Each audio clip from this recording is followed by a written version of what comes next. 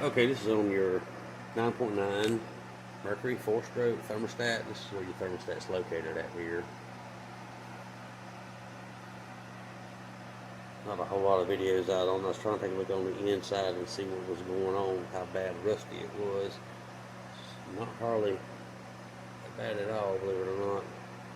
But the thermostat here, and it takes two 10mm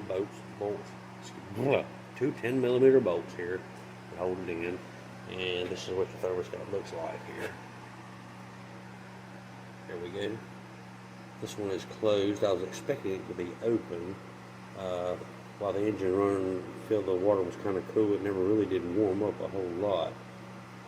I may reuse this one. If it works, I'll take and give me like a hot cup of water from out of the coffee maker and drop it in and see what happens. If it moves, it'll move real quick. If not, we'll be getting another one, I guess.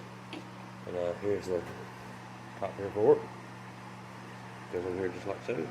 Two 10mm bolts in there. Put them in there. Still using the original gasket.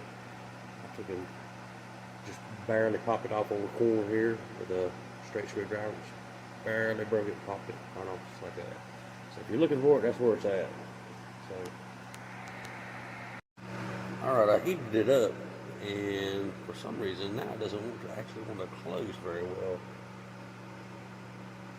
It surely is taking its time. I've seen them work a whole lot faster. This one surely is really taking its time closing up. That's a little slow, I would think. So I'll check and see what the settings are on it, and maybe I have to pick a new one up, I guess. If it doesn't close anytime soon, I'll definitely need one. But clean this area here up as well. Get that cleaned up. The inside was pretty good other than around the edges here. Right here on these areas.